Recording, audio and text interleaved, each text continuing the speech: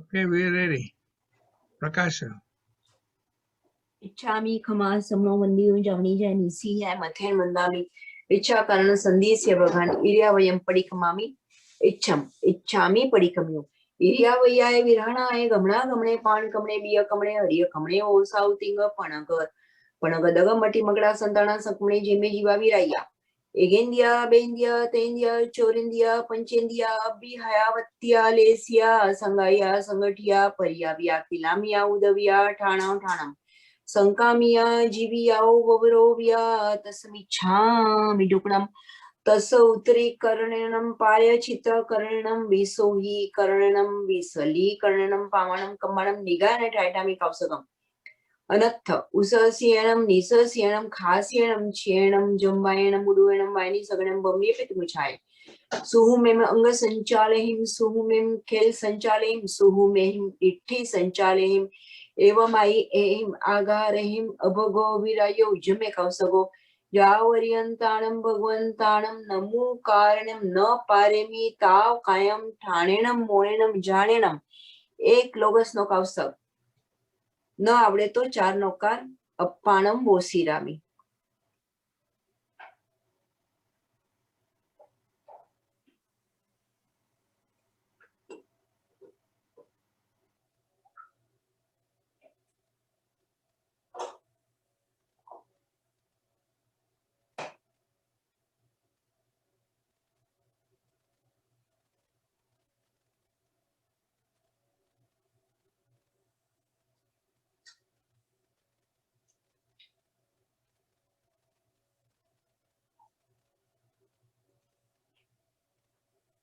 नमो ओरियंताणं लोगो सौजोगरे दमति थे रेजणे अरियंते कीते सम 24 पी केवली उसब मजियंच वंदे संभव अभिनंच सुमयंच पम पम सुपासम जीणंच चंदपह मंदे सुवीम च पुपदंतम सियल सीजन सवासु पूजंच विमल मनंतम त जीणम दमम संतेम च वंदामि कुंतुमरम च मल्ली वंदे मुनि स्वयं च नमी जीणम च वंदामि रिठनेमि पासम तवतमाणम च एवं मैं अभी थुआ विहुए रमेला पैण जरमणा 24 बीजेनोरा तिथय रामे पश्यन्तु कीर्तिय वंदिय मैया जे लोग सोतमा सिदा आरुग बोइलापम समाहि वरम उत्तमम देन्तु चंदे सुनिमला यरा इचे स्वयं पया सयरा सागर वर्ग बिरा सिद्धा सिद्धि मम दिसन्तु नौकार नमो अरिहंताणं नमो सिद्धाणं नमो आयरियाणं नमो वज्रायणं नमो लोय सवसावणं एसो पंच नमुकारो सव પાવપણાસનો મંગળાનંચ સવેસીમ પડમંગ હવઈ મંગળમ આપણે શું સામાયિકની અહીંયા શરૂઆત થઈ બધા ત્રણ નોકાર ગણી લેજો અંતર મંગળ થાય ત્યારે ઘણો આભાર ચિંતાબેન તમારો વિડિયો બંધ થઈ ગયો કોઈ કારણ નથી થતું you cannot start your video because the host has disabled it well, that means the host made a mistake. Allow.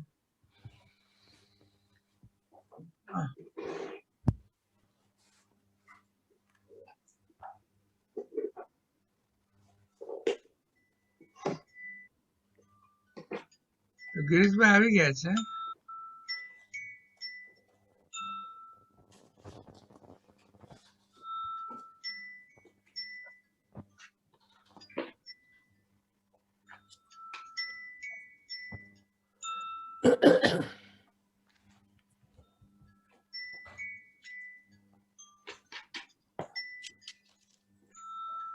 જય જિનેન્દ્ર ગિરીશભાઈ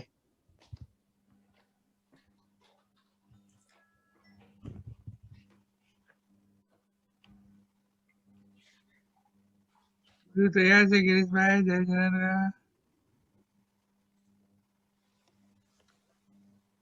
પ્રદીપભાઈ મારો વિડિયો નથી થતો ઓન હું જોઈ રહ્યો છું શું થયું ઓ અચ્છા જુઓ છો તમે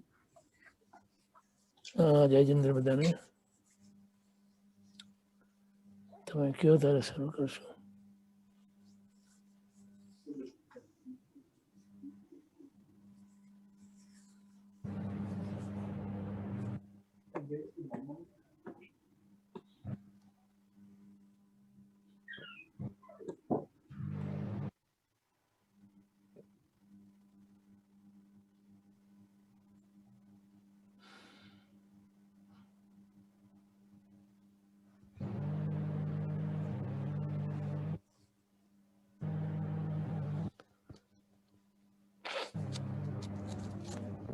ચેતનાબેન,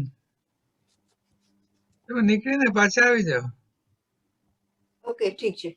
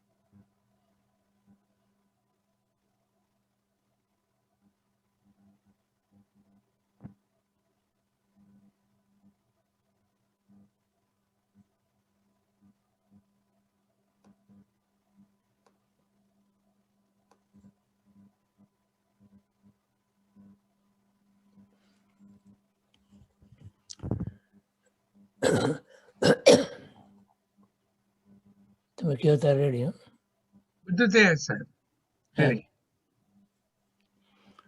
નમો યંતાણમ નમો સિદ્ધાણમ નમો આયર્યાણમ નમો વજાયાણમ નમો લોય સવ્વસાહૂણમ એસો પંચનમુખારો સવ્વપાવપણાસણો મંગલાણમ ચ સવ્વેસિમ પરમં હવૈ મંગલમ.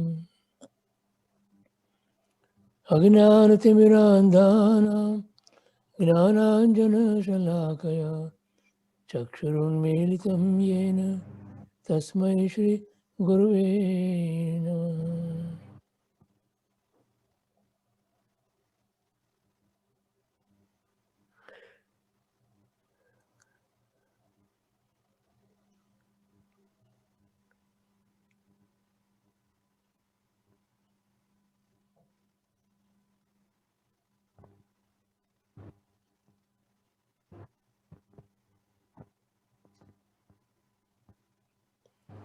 જય જિનેન્દ્ર. આજે ગુરુવાર તારીખ 4 માર્ચ 2021. પૂજ્ય હરિભદ્ર સ્તુતિ મહારાજ સાહેબ કૃત યોગ દ્રષ્ટિ સમુચ્ચય અને એમાં એનું વિવેચન છે પૂજ્ય પંડિત મહારાજ યોગભૂષણ વિજયજી મહારાજ. I think we are at 145. આપણે ગાથા 225 પૂરી કરી. બરોબર. કદાચ તમારી બુકમાં હોય 149 પેજ નંબર. રાઈટ. નવી બુકમાં છે 147. The PDF is from the old book, that's 149. આપણે જે બુક ડિસ્ટ્રીબ્યુટ કરી એમાં કદાચ 147 પેજ હોય. ગિરીશભાઈ જૂની બુક વાપરે છે મારી ખ્યાલથી.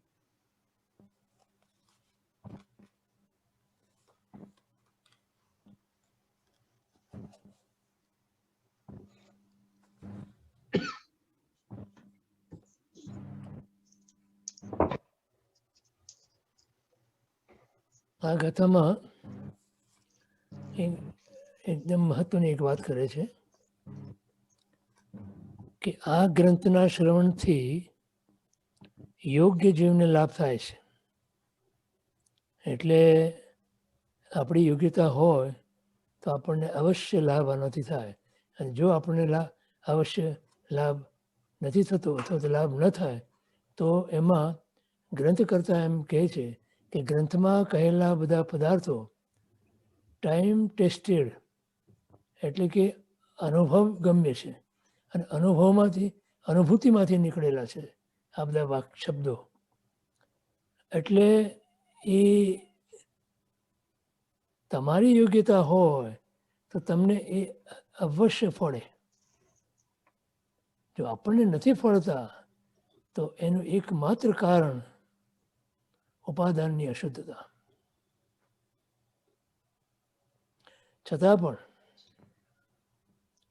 ત્યાં જ્ઞાની એમ કહે છે કે તમારી ઉપાદાનની અશુદ્ધિ હોવા છતાં પણ તમારે પુરુષાર્થ એ દિશામાં જો તમે કરો તો તમે યોગ્યતાને પ્રાપ્ત કરી શકો છો.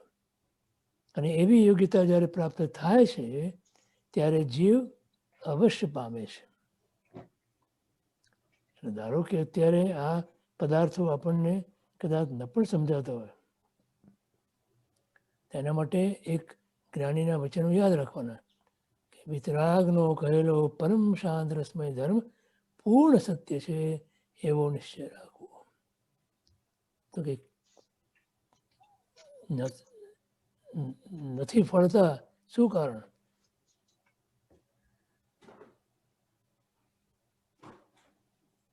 જીવના અનધિકારીપણાને લીધે, એની યોગ્યતા ન હોય તો, અથવા કોઈ એવા સત્પુરુષના સાનિધ્યમાં તમે આવ્યા નથી, એટલે સદગુરુના વચનો તમે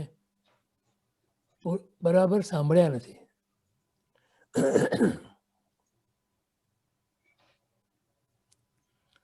ત્યાં સુધી જ્ઞાની કહે છે કે જો જીવને હજી પણ 5 ઇન્દ્રિયોના વિષય અને કષાયમાં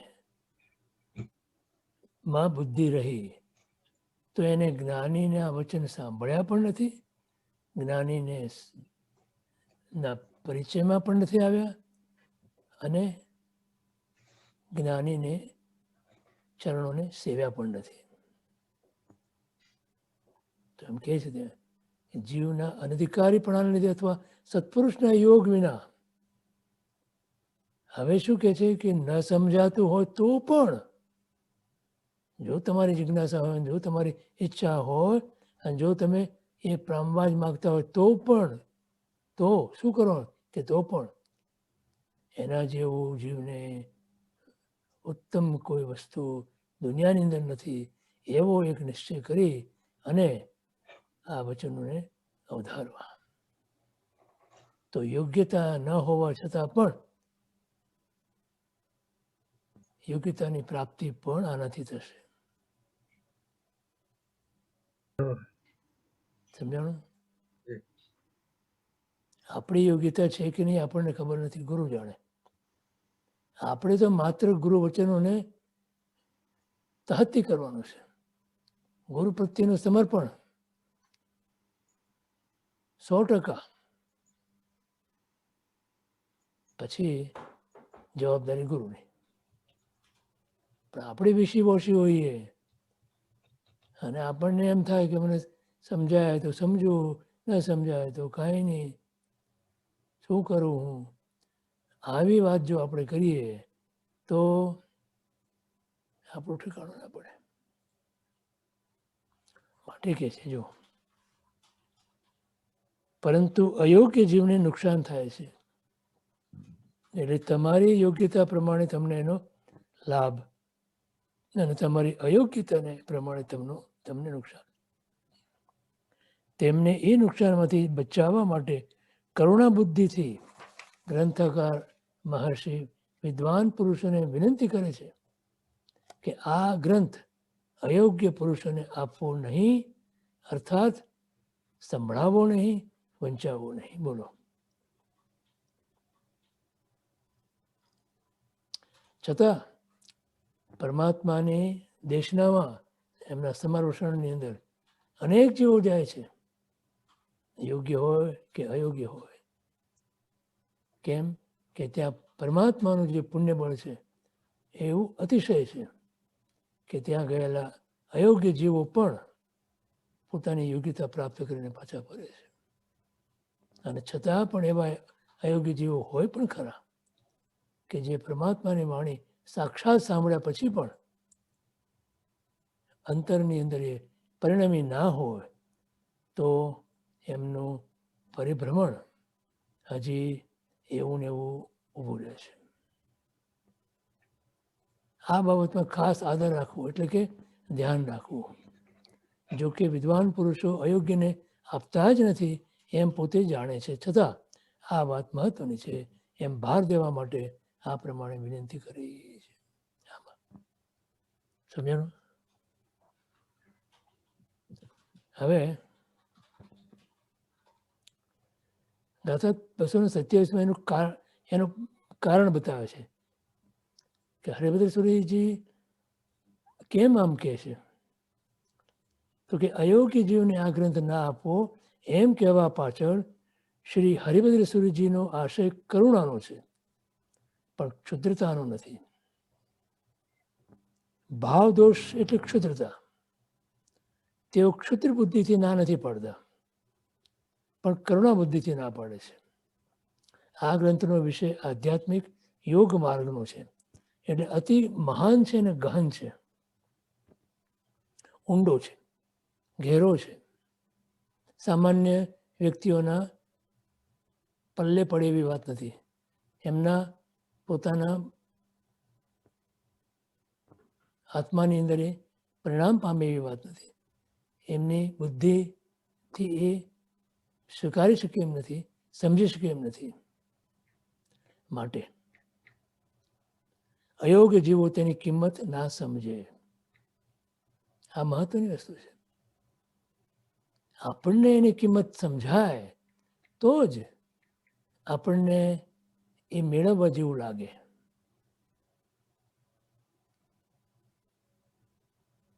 જો એની કિંમત ના સમજાય તો એના તરફ તુચ્છ વૃત્તિ થાય, તુચ્છ દ્રષ્ટિ આવે, અને એવી જો દ્રષ્ટિ આવે તો આપણે એમાંથી કાંઈ પામી ના શકીએ. માટે પહેલી વાત તો એના કર્તા તરફ અને એના કાર્ય તરફ અત્યંત અહોભાવ અને બહુમાન હોવું જરૂરી છે. જો તેથી અવજ્ઞા કરે, અને કિંમતી વસ્તુની કરેલી થોડી પણ અવજ્ઞા મહાન અનર્થને માટે થાય છે. તમે આ વસ્તુ જે આટલી મહત્વની છે એ મહત્વની છે એવું ન સમજો અને ન સ્વીકારો તો એનાથી તમને તો ભયંકર એવું નુકસાન થાય જ, પણ સાથે સાથે તમારી સાથે પરિચયમાં જે કોઈ આવ્યા હોય એને પણ એટલું જ નુકસાન થાય. તેમને એ અનર્થથી અને એના કારણે ઉત્પન્ન થતા દુઃખથી બચાવવા માટે જ તેમને આ ગ્રંથ આપવાની ના પાડે છે. પછી 228મી કથામાં કહે છે કે યોગ્ય જીવોને તો આ ગ્રંથ આપવો જ, કેમ કે એમને તો લાભ થવાનો જ છે. અને જો તમે આ ગ્રંથ ના આપો તો એ અવશ્ય થનારા લાભથી એ યોગ્ય જીવો વંચિત ના રહી જાય. જો વંચિત રહી જાય તો એ યોગ્ય જીવોને પણ આ ગ્રંથમાંથી પ્રાપ્ત થતું તત્વ બહુ લાંબા કાળ સુધી મળે નહીં. માટે તે કેવી રીતે આપવું એ સમજાવતા કહે છે કે ઉપયોગપૂર્વક. ઉપયોગપૂર્વક એટલે પૂરેપૂરા ધ્યાન દઈને, એટલે જે આ સાંભળે એ પણ એકાગ્ર બુદ્ધિથી, પ્રણિધાનપૂર્વક, બહુમાનપૂર્વક, અહોભાવપૂર્વક આનાથી મારું કલ્યાણ જ છે એવો નિશ્ચયપૂર્વક એનું શ્રવણ કરે, એનું અધ્યયન કરે તો એને પ્રાપ્તિ થઈ શકે. સમજાણું? પછી સંપૂર્ણ શ્રોતાની વક્તાની વિધિ જાળવીને આપવું. આ વિધિ એટલે શું? એકાગ્રતાપૂર્વક, બહુમાનપૂર્વક, સમર્પણના ભાવપૂર્વક. જો વિધિ જાળવવામાં ના આવે તો પાપ બંધાદી દોષ લાગવાનો સંભવ છે. જરાક પણ અંદરથી તુચ્છકારનો ભાવ આવે, જરાક પણ એની તરફનો અલ્પતાનો ભાવ આવે, જરાક પણ તે તરફ આમાં જે પદાર્થો આપણને પીરસાય છે એ તરફ આપણને ઉપાદાન બુદ્ધિ ના જાગે, ઉપાદેય બુદ્ધિ ના જાગે રાધર, તો એમાંથી આપણને પાપનો બંધ થવાની શક્યતા છે. વળી ગુરુએ માત્સર્ય ભાવ, અહંકાર ન રાખવો. ક્યાંય ઈર્ષ્યાનો ભાવ ના હોય ગુરુને, ક્યાંય અહંકારનો ભાવ ના હોય. એ તો પરમાત્માની વાણીનો અત્યારે પોતે મળી છે અને પોતાને એ આજ્ઞા છે પરમાત્માની કે જે તમે જો સિદ્ધિ કરી હોય તો તમારે વિનિયોગ કરવો જ પડે. એ જ પરમાત્માની આજ્ઞા છે. સિદ્ધિ પછી વિનિયોગ જ હોય અને તમે વિનિયોગ ના કરો તો તમે પરમાત્માના ગુનેગાર છો, અપરાધી છો. માટે આવી રીતે અપાયેલો આ ગ્રંથ પુણ્યમાં અંતરાયભૂત એવા પાપ કર્મનો નાશ કરીને કલ્યાણને કરે છે. અહીં આ યોગ દ્રષ્ટિ સમુચ્ચય ગ્રંથ સમાપ્ત થાય છે. 8 દ્રષ્ટિનું વર્ણન પૂર્ણ કર્યા બાદ શ્રી હરિભદ્રસુરી મહારાજે અધિકારી અને પ્રયોજન વગેરે સામાન્ય વાતો પણ યોગ ભાષામાં એટલી સુંદર રીતે વર્ણવી છે કે શ્રોતાઓને તેમાંથી ગંભીર ઉચ્ચ કોટીનું રહસ્ય જ્ઞાન પ્રાપ્ત થાય છે. તેમનો આ ગ્રંથ યોગ માર્ગમાં સર્ચલાઇટ સમાન છે. તેની રચના દ્વારા શ્રી હરિભદ્રસુરીજીએ અધ્યાત્મ રસિક યોગી જીવો ઉપર મહદ ઉપકાર કર્યો છે. 8 યોગ દ્રષ્ટિના વર્ણનમાં બૌદ્ધનું વર્ણન 15મી ગાથાની ટીકા ઉપરથી લખ્યું છે. યોગ માર્ગની સાધનામાં અનેક પાસા છે. તેમાં દ્રષ્ટિની અપેક્ષા 8 ભેદ પડે છે.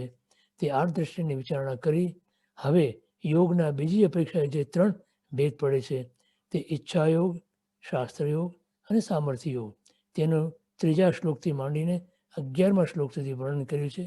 તેનો સંક્ષેપથી સાર લખીએ છીએ. એ આપણે શરૂ કરશું. એ પહેલાં કોઈને પ્રશ્ન હોય તો જરા જોઈ લઈએ.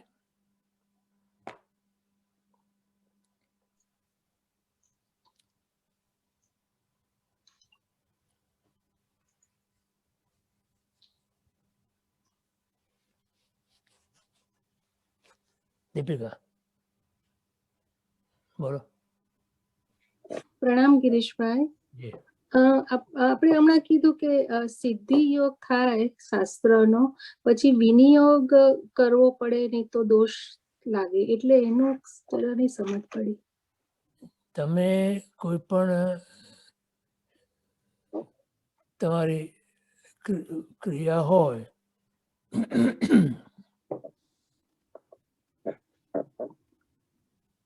એની અંદર પ્રણિધાનયુક્ત ક્રિયા હોય, ત્યાર પછી તમને એ જે વિઘ્નો અંદર આવ્યા હોય એ વિઘ્નો તમે દૂર કર્યા હોય અને તમને જ્યારે એ વિઘ્ન જાય વગેરે કર્યા પછી તમને એ વિષયમાં જ્યારે સિદ્ધિ પ્રાપ્ત થાય, હવે તમને પ્રાપ્ત થઈ ગઈ તો તમારે પ્રભુની આજ્ઞા એવી છે કે તમારે યોગ્ય જીવોને એ સિદ્ધિ તમને જે પ્રાપ્ત થઈ એનો વિનિયોગ એટલે એને આપવી.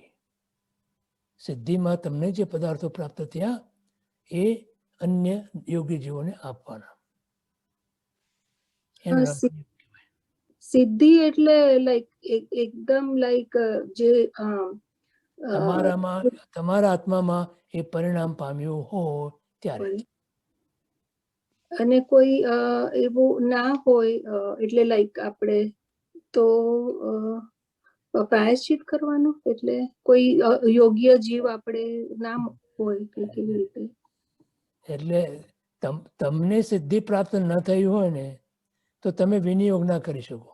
હા. અને જો કરવા જાઓ તો તમને દોષ લાગે. દોષ લાગે. સૂત્ર પરુપણા જે કહીએ છીએ, સૂત્ર પરુપણા લાગે, એનો દોષ લાગે. એટલે બધા આચાર્ય ગુરુ ભગવાન જે પણ બધા શાસ્ત્રોના જે નિપુણ થાય એટલે આપણને આવી રીતે વ્યાખ્યાન આપે ને આપણને સમજાવે છે ને. એટલે ઓકે, આપણે એમના રસ્તે ચાલીએ છીએ, આપણે એમની વાત આપણે કરીએ છીએ. માટે આપણે ગુરુને આધીન થઈને આપણે આ વાત કરીએ છીએ. આમાં આપણું કાંઈ નથી. ના, મારું તો કાંઈ જ નથી આમાં. ના, હું કાંઈ જ નથી આપતો તમને. આ બધું ગુરુદેવનું છે. હમ તો ગુરુદેવે જે આજ્ઞા કરી છે એ આજ્ઞા મુજબ જ મારાથી થાય. બરાબર. એથી વિપરીત મારાથી કંઈ ના થાય. ત્યાં જ મોટો વિવેક ને એ આવી જાય કે સમર્પણ સિવાય વિવેક હોવા. ગુરુ પ્રત્યેના 100% સમર્પણ સિવાય તમારાથી આ વસ્તુ બની શકે નહીં, કરી શકાય નહીં તમારાથી. એટલા માટે ત્યાં કહે છે કે તમે મેળે મેળે તે સ્વાધ્યાય ના કરી શકો, તમારી પોતાની જાતે જાતે સ્વાધ્યાય સત્સંગ ના કરી શકો. ગુરુ આજ્ઞાથી જ થયું. બરાબર. હમણાં પ્રસંગ મેં તમને કીધું તો એક કોઈ ફોન પર સ્વાધ્યાય શરૂ કરેલા હા હા અને પછી એક બેનને ખ્યાલ આવ્યો કે આ આપણે કરીએ છીએ પણ આજ્ઞા લીધી છે, એટલે ગુરુદેવને આજ્ઞા માગી અથવા એમને પૂછાવ્યું કે અમે આમ કરીએ છીએ. ગુરુદેવ તરત જ કીધું કે એનો શું અર્થ, એનો શું અર્થ. ગુરુ આજ્ઞા વગર આ તમે મેળે મેળે અંદર અંદર કરો એનો શું અર્થ. ના બંધ કરી દીધું. હમ અને જે બીજા બહેનો કે જે અંદર ભળ્યા હતા એ લોકોને સમજણમાં ના આવ્યું તે લોકોને મનની અંદર ખરાબ લાગ્યું. સમજાય છે? જો આવું બને છે. તમને દ્રષ્ટાંત આપ્યું. આપણને ખબર ના હોય એટલે આપણને એમ થાય કે ના કેમ પાડી મને, એટલે ખોટું લાગે આપણને. પણ આમાં બહુ મોટો સિદ્ધાંત રહેલો છે. એનો શો અર્થ એટલા શબ્દોની અંદર તો એમણે કેટલું બધું કહી નાખ્યું. એટલે તમારી મેળે તમે કોઈ સાધના કરી જ ના શકો. તમે એમ ના કહો સાહેબ મારે આ કરવું છે. એટલે કઈ ફોર એક્ઝામ્પલ કઈ સાધના એટલે કોઈ પણ સાધના. અચ્છા. જે માર્ગની અંદર તમે બિલકુલ અનભ્યસ્ત છો, તમને કંઈ ખબર જ નથી, એ માર્ગની અંદર તમે ગુરુની આજ્ઞા વગર, ગુરુની નિશ્રા વગર તમે કરી જ ના શકો.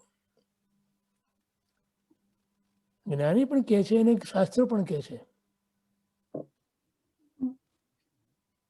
કે મોક્ષ માર્ગમાં પ્રવૃત્તિ બેની ઘટે, એક ગીતાર્થની અને એક બીજા ગીતાર્થના અનુયાયીની.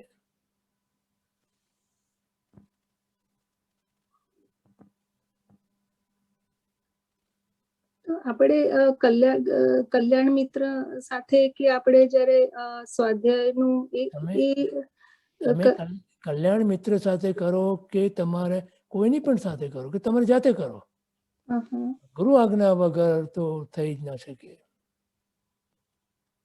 અચ્છા. તો આપણે ચિંતન મનનની વાત હતી ને કે આપણે બધા સરખા હોય તો કોઈકનું પરસેપ્શન કોઈનું કોઈ એંગલ થી કોઈ કેવું સમજ્યા હોય. એ જ વાત છે, તમે સરખા જ છો. અચ્છા, ગુડ ટુ નો. કારણ કે તો કઈ આવડતું જ નથી અમને તો એટલે લાઈક સાધનામાં કઈ આવડતું જ નથી. સરખા આવો તો બધાને કોઈને આવડતું નથી ને. ના, એ તો ખબર નથી, બીજાની તો નથી ખબર, પણ મને મારી ખબર છે કે કેટલું આવડે છે. તમે હમણાં શબ્દ શું વાપર્યો?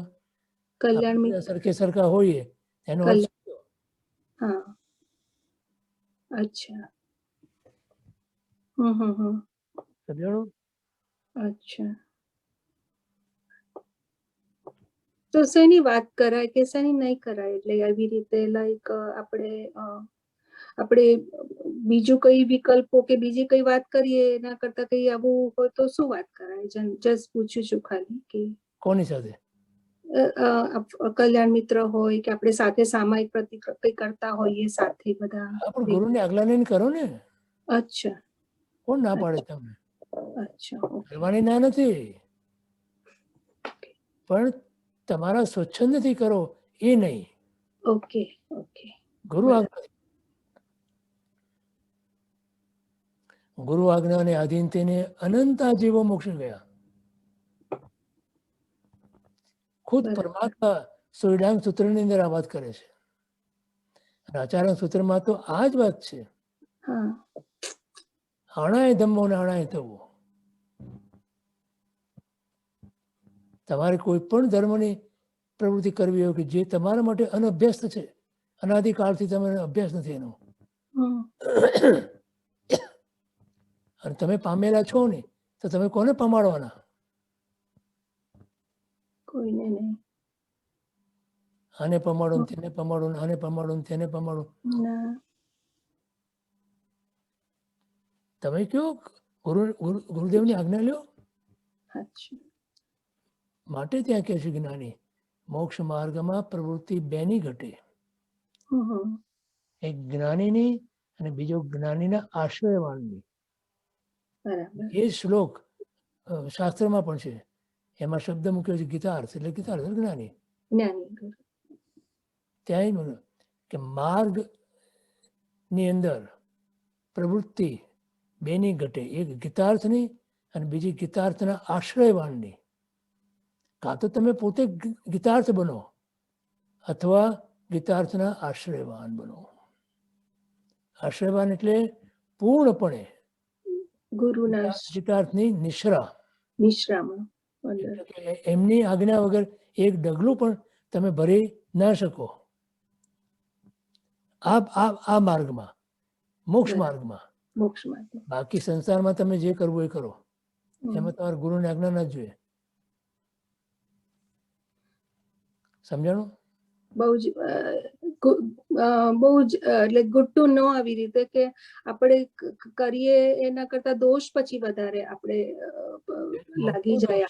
મોટો હમ. સ્વચ્છંદ એટલે એનો તો વધારે ધ્યાન. સ્વચ્છંદ નામનો મોટામાં મોટો દોષ હમ. અહીંયા છે. બરાબર. ખ્યાલ આવે? હા. બોલો ચેતનાબેન. આભાર ગિરીશભાઈ. ગિરીશભાઈ, મારે પણ આજ સિદ્ધિ પછી વિનિયોગ ને એ મને સમજ નહોતી પડી, એટલે મારું ક્લિયર થઈ ગયું છે. Thank you.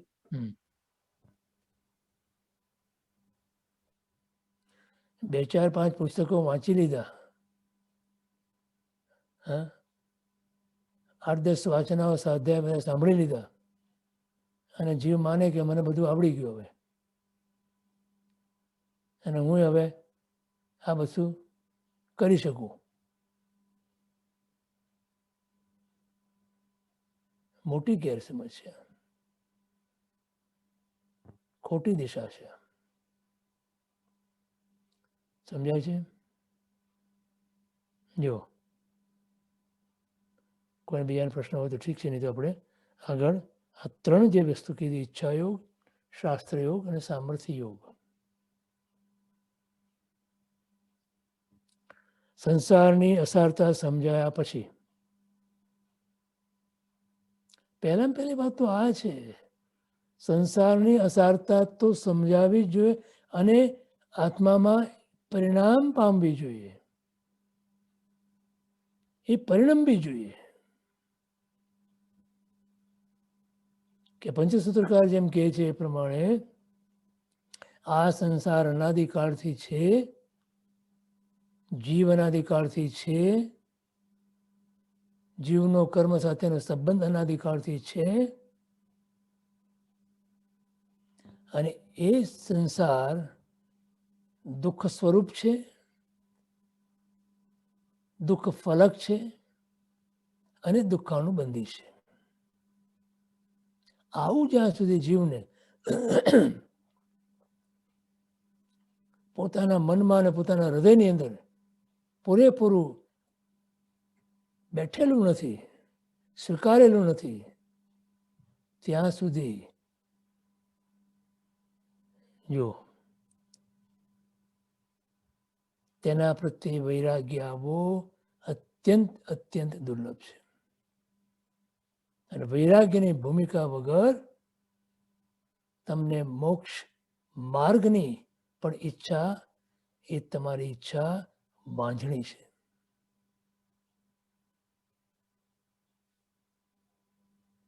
મારા મોક્ષ જોઈએ, મારા મોક્ષ જોઈએ. તમને સંસારમાં આટલો રસ અને આટલી આસક્તિ છે, અને તમે જ્યારે બોલો છો કે મને મોક્ષ જોઈએ છે, ત્યારે કયા મોઢે બોલો છો એ જ્ઞાની આપણને પૂછે છે. કેમ? તો કે સંસાર અને મોક્ષ બંને પરસ્પર વિરોધી તત્વો છે. એક તમને ગમતું હોય તો બીજું કોઈ કાળે ગમે નહીં. અને તમે એમ કહો કે મને ગમે છે બંને, તો એમાં તમે તદ્દંતર ખોટું બોલો છો. અસત્ય વચન છે એ તમારું. કાં તો તમને સંસાર ગમે, કાં તો તમને મોક્ષ ગમે. બે વસ્તુ એક સાથે કોઈ કાળે ગમી ના શકે. સંસારમાં હો ખરા તમે, સંસારની બધી જ ક્રિયાઓ તમે કરતા હો ખરા, પણ કેવી રીતે? જળ કમળવત.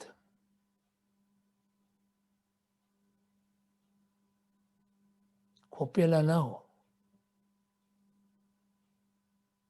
આ બહુ બહુ બહુ વિચારવા યોગ્ય છે.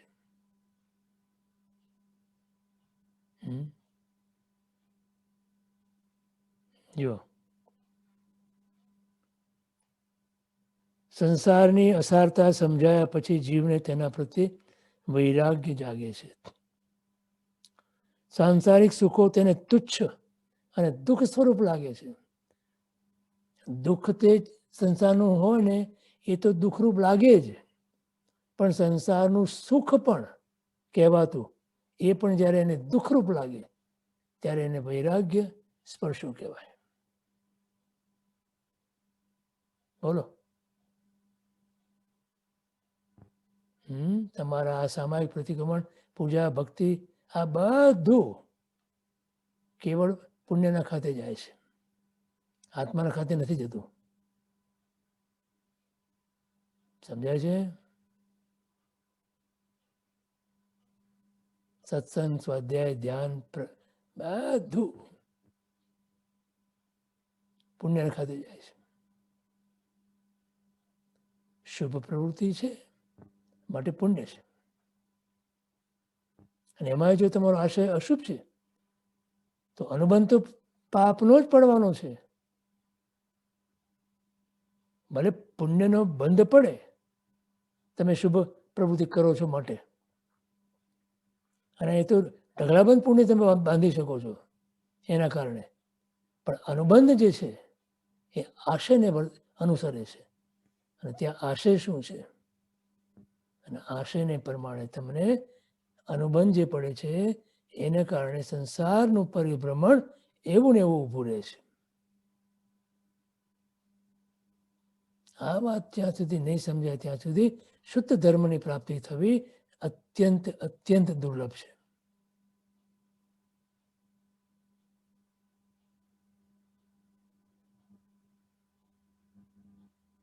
જો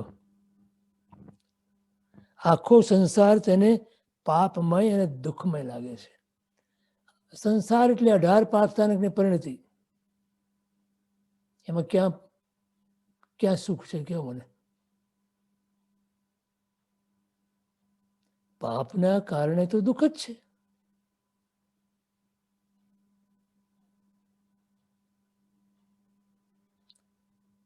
સંસાર પ્રત્યે આવો તાત્વિક વૈરાગ્ય, તત્વદ્રષ્ટિથી જેને વૈરાગ્ય કહેવાય એવો, હું આત્મદ્રષ્ટિથી વિચાર કરું એનો, અને મને એમ લાગે કે આ સંસારની અંદર કોઈ રીતે ક્યાંય પણ સુખ લેશ માત્ર નથી. સંસારમાં દુઃખ પડે તો માણસને દુઃખ લાગે છે, દુઃખી થાય છે, પણ સગવડતા, અનુકૂળતા, શાતા, આ ત્રણ વસ્તુ એમાં એને સુખ લાગે છે. અને એ સુખ જે લાગે છે એ જ એનો અભિપ્રાય બને છે, અને એ અભિપ્રાય ને એ અનુસરે માટે એને અનુબંધ પાપનો પડે છે. સમજાય છે? જો સંસાર પ્રત્યે આવો તાત્વિક વૈરાગ્ય આવ્યા પછી તેને તત્વ જાણવાની, પ્રાપ્ત કરવાની તાત્વિક ઈચ્છા, રુચિ જાગે છે. તેની આ રુચિ ઔદૈહિક ભાવની નહીં પણ ક્ષયક્ષમ ભાવની છે, માટે તેને તાત્વિક કહી છે. તમને સારો ઉદય આવ્યો, તમને દેવગુરુ ધર્મ મળ્યા, સંસારમાં કંઈક સગવડતા મળી, સુખ છે, બધી રીતે અનુકૂળતાઓ છે, સાતા વર્તે છે, અને ધર્મ કરવું ગમે છે, અનુકૂળતા છે, તો કે એને ઔદૈહિક ભાવની કીધી. કેમ કે ઉદય અનુકૂળતાનો છે, સાતાનો છે, સગવડતાનો છે, અને ત્યાં તમને ધર્મ કરવો ગમે છે, માટે ઔદૈહિક ભાવનું થયું, ક્ષોભક્ષમ ભાવનું નથી. ખરેખર તમે તમારા આત્માની અંદર જે ભાવ લઈ આવો કે જે ભાવને કારણે તમારા પાપ કર્મોનો ક્ષોભક્ષમ થાય, કર્મોનો ક્ષોભક્ષમ થઈ અને જે શુદ્ધિ પ્રાપ્ત કરો તમે, એ શુદ્ધિ અને એને આધારે તમને ધર્મ કરવાની જે ઈચ્છા થાય છે, એ ઈચ્છાને ઈચ્છા યોગ કીધો. ઔદૈહિક ભાવના ઉદયથી તમને જે ઈચ્છા થાય છે એને ઈચ્છા યોગ નથી કીધો. કેમ? તો કે એ ઈચ્છા તમારા પોતાના આત્મ સ્વરૂપની સાથે તમને નહીં જોડી દે, પરંતુ ક્ષોભક્ષમ ભાવથી ઉદય પામેલી જે ઈચ્છા, એ ઈચ્છા તમને તમારા આત્માની સાથે જોડશે. કેમ? તો કે ત્યાં આત્માનું મહત્વ કર્યું તમે, આત્માને મુખ્ય કર્યું તમે, આત્માનું પ્રાધાન્યપણું કર્યું. અને ઓલા ઔદૈહિક ભાવની અંદર તો હજી સંસારનું પ્રાધાન્ય છે, સંસારને મહત્વ આપેલું છે. બોલો, સમજાય છે?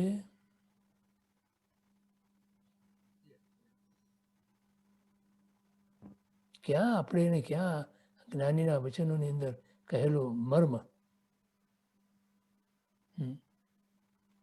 જો આ તાત્વિક વૈરાગ્યમાંથી જન્મેલી તાત્વિક રુચિ, અને એ રુચિ અનુયાયી વીર્ય જ્યારે સ્ફુરે ત્યારે તમારા કર્મોનો ભૂકો પડી જાય. જો તો એવી રુચિ જીવને ધર્મ અનુષ્ઠાનો કરવા પ્રેરે છે. પણ હજી પ્રમાદના કારણે તે અનુષ્ઠાનોને શાસ્ત્રમાં કહ્યા મુજબના નિરતિચાર કોટીના એ કરી શકતો નથી. અને અનુષ્ઠાનમાં જે દ્રવ્ય, જેવું ક્ષેત્ર, જે કાળ કે જે ભાવ શાસ્ત્રમાં કયો હોય તે પ્રમાણે દ્રવ્ય ક્ષેત્ર આદિ સાચવવામાં આવે તો તે અનુષ્ઠાન સંપૂર્ણ બને છે. પણ દ્રવ્યાદિમાં જો ખામી રહી જાય તો અનુષ્ઠાન વિકલ બને છે. વળી આ જીવોમાં અપ્રશસ્ત કષાયરૂપ મોટો પ્રમાદ પડેલો છે. તેને કારણે શાસ્ત્રના અર્થનું કેટલાકને જ્ઞાન હોવા છતાં પણ તેઓ શાસ્ત્રાનુસાર અનુષ્ઠાન કરી શકતા નથી, વિકલ અનુષ્ઠાન કરે છે, એટલે કે વિપરીત અનુષ્ઠાન કરે છે, એટલે કે અનુષ્ઠાનમાં દોષ લઈ આવે છે. સમજાણું? પ્રશ્ન છે? બોલો, કોને પ્રશ્ન છે? મને પ્રશ્ન છે. આવો પુષ્પાબેન પ્રશ્ન છે. બરોબર, બોલો મામી. જય જીનેન્દ્ર ગિરીશભાઈ, આ જરા જી. સમજાવશો? તાત્વિક ઈચ્છા એમને જાગે છે એટલે તત્વ જાણો, ખાલી મનથી નથી જાગતી એનો અર્થ એમ થયો? એટલે પૂરા ભાવથી નથી જાણતા, શું એનો અર્થ કરવાનો? હમણાં મેં તમને સમજાવ્યું કે સંસારના સુખો પણ જ્યારે દુઃખરૂપ લાગે, એવી જ્યારે વૈરાગ્યની ભૂમિકા આવે ત્યારે તત્વ દ્રષ્ટિ બનીને તત્વ રુચિ બની. બરાબર. અને ત્યાર પછી જે તમે અનુષ્ઠાન કરો એ તત્વ દ્રષ્ટિના અનુષ્ઠાન કહેવાય. બરાબર. પણ તાત્વિક એટલે ખાલી જાણવા ખાતર જાણ્યું એમ? બાકી તો તમે જાણવા ખાતર જાણો, સાંભળવા ખાતર સાંભળ્યું. એવી રીતે સંસારમાં રસ્તો એટલો જ છે. કેમ કે સંસારનો રસ ઘટે નહીં ત્યાં સુધી વૈરાગ્ય તો આવે નહીં. આવે જ નથી, હમ, અને વૈરાગ્ય નથી ત્યાં સુધી તો તત્વ નિરુચિ પણ નથી. બરાબર સમજાયું. એમ સમજાવે છે અહીંયા. થોડું કડક છે અહીંયા, થોડું અઘરું પણ છે, પણ આ જ વસ્તુ છે. મોક્ષ આમ સહેલો છે, પણ આ રીતે અઘરો પણ ઘણો છે. એટલે પૂર્ણપણે આપણે સંસારમાંથી રસ ઉઠાવી ના લીધો હોય ત્યાં સુધી એ બુદ્ધિ એ તો આવે જ નહીં. સંસારમાં સુખ હોવા છતાં સંસાર તરફથી તમને અસારતાનો બોધ થાય તો તમારી સંસારની રુચિ કપાય. પછી right. આ એનો સીધો ઇક્વેશન છે. સમજાણું? હવે મને કહો કેટલાને છે આવું? આ બહુ હાર્ડ છે. હા બોલો, છે ને? માટે તો જે પામી શકતો નથી, મોક્ષ માર્ગમાં ટકી પણ શકતો નથી, જઈ પણ શકતો નથી. સમજતા હોઈએ મોહ રાજાનું એટલું બધું પ્રાબલ્ય છે જીવ ઉપર, એને જવા જ ના દે. પ્રલોભનો એવા પછાડે. ઉભા રહે. હેજી? પ્રલોભનો આવીને એવા ઉભા રહે એટલે ભળી જવાય પ્રલોભનોમાં. હેજી? પ્રલોભન આવે ને બધા એવા હા, પ્રલોભન આ તો પ્રલોભન આવે અને તમે પડી જાઓ, પડી જવાય એનાથી છે. તમે પડી જાઓ તો તમે ઓબ્વિયસલી એ જ સંસારનું કારણ છે. સંસારના પરિભ્રમણનું કારણ એ જ છે. બરોબર સમજાણું? સમજાણું. થેન્ક યુ ગિરીશભાઈ. બરોબર. પ્રદીપભાઈ, તમને પ્રશ્ન છે? આ બે જ પ્રશ્ન છે. તો આ જો સંસાર અસાર લાગે ખરેખર નિષ્દેન, હમ. તો ક્ષરક્ષમ ભાવની રુચિ આવી શકે કે સમ્યક દર્શન પછી જ આવે? નહીં, પછી આવી શકે. અચ્છા, એટલે સમ્યક દર્શન ની પહેલા આવી શકે. કારણ કે એ સમય દર્શનનું મૂળ કારણ બને છે. આ બરાબર.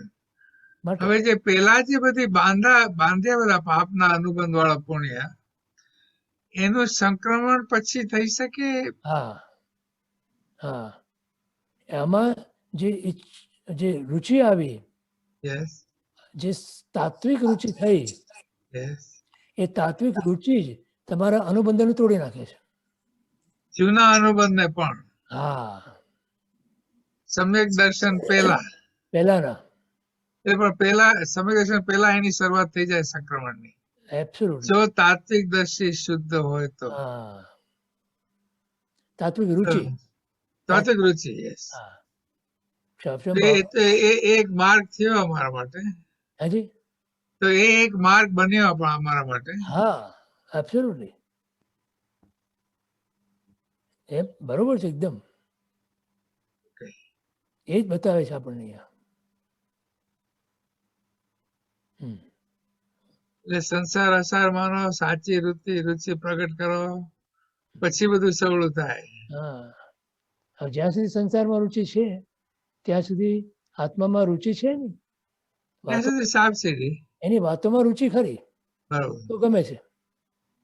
આત્માની વાતો ગમે, કેમ કે એનાથી આપણને એક મહત્વ આવે છે. રાઈટ.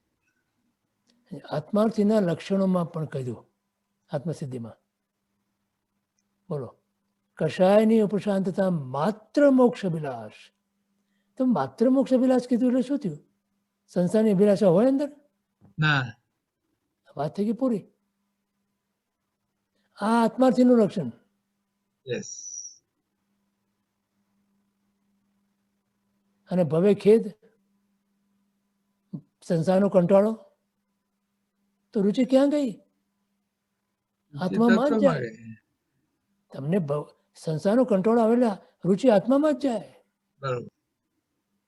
અને પ્રાણી દયા એટલે જગતના સર્વ જીવો પ્રત્યેનો મૈત્રી ભાવ. આ આત્માર્થીના લક્ષણો કીધા.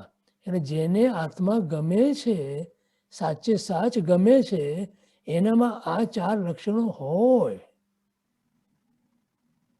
અને ન હોય તો એ આત્માર્થી પણ નથી.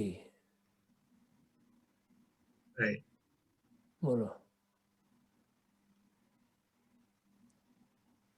બહુ બહુ અઘરું કામ છે. પણ પોતાનું છે તે પોતે કરી શકે એમ છે. અનંતા જેવું કર્યું છે, આપણે પણ કરી શકીએ. અને કરે જ છૂટકો છે. અને એ કરે છૂટકો છે. અધરવાઇઝ તો તમારે સંસાર પરિભ્રમણ આપણા લમણે લખાયું જ છે. યસ. અનંત કાળથી સંસારમાં પરિભ્રમણ કરી રહ્યા છીએ અને એવા અનંત કાળ સુધી આપણે કરી જ જઈશું જો આ નહીં બરોબર બેસે તો. આ નહીં ઉઘાડ થાય તો આ દશા છે. બરોબર. માટે ત્યાં 692 લખે છે, દુર્લભ એવો મનુષ્ય ભાવ પણ અનંતી વાર પ્રાપ્ત કર્યો છતાં કંઈ પણ સફળપણું થયું નહીં.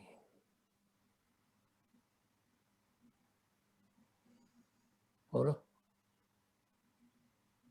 જેની ઉપમા આપે છે કે સમુદ્રમાં પડેલી સોય મળવી સુલભ છે અને મનુષ્ય ભાવ મળવો દુર્લભ છે.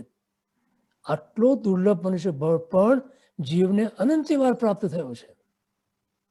કયો આ તો વિચાર તો કરો. શું જ્ઞાનીના વચનો આપણે બોલી જઈએ છીએ, વાંચી જઈએ છીએ, પણ એના પર ક્યારેય બી ચિંતન મનન કે નિધિ ધ્યાસન કે ઊંડા અંદર ઉતર્યા જ નથી આપણે. અને આપણે પોતાને એ લગાડ્યું જ નથી.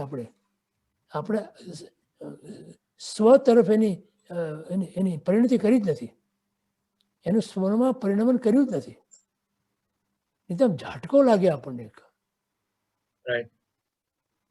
કે દુર્લભ એવો મનુષ્ય ભાવ અનંતી વાર પ્રાપ્ત થવા છતાં કાંઈ પણ સફળ પણ થયો નહીં. ઓહો એમ થઈ જાય. સમજાણે કોઈ આમ કટાર મારી દીધી આપણા કાળજામાં, એવી વેદના થાય આપણને. પણ ક્યાં વેદના થાય છે? આવું તો કેટલી વાર બોલી ગયા, હજારો વખત બોલી ગયા હશું પોપટ પાઠની જેમ. સ્પર્શ્યું ક્યાં? अब क्यों विचारत नहीं मन से, कछु और रहा उस साधन से. એ પકડ્યું જ હા, નહીં. તમારી વાત બરોબર છે, એકદમ બરોબર છે. એ સાધન પકડ્યું જ નહીં. રાઈટ. મળ્યું ખરા, એને વાહવા કરી. આપણે સાધનની વાહવા કરી, ઘણી કરી, પણ એને સ્વીકાર્યું નહીં. સ્વીકાર્યું નહીં એટલે એને જગ્યા જ ના આપી. કેમ કે આખો સંસાર હૃદયમાં પડ્યો હતો, ભરેલો. એને ક્યાં જગ્યા આપે? અહંકાર એટલો બધો અંદર પડ્યો હતો, માન કષા એટલું બધું અંદર પડ્યું હતું કે આ ગુરુના વચનને અંદર પ્રવેશવાની પણ જગ્યા જ નથી. તો ક્યાંથી ચોટ લાગે? બોલો ને તમે તારે 1000 વખત બોલી જાઓ ને, not going to make any difference.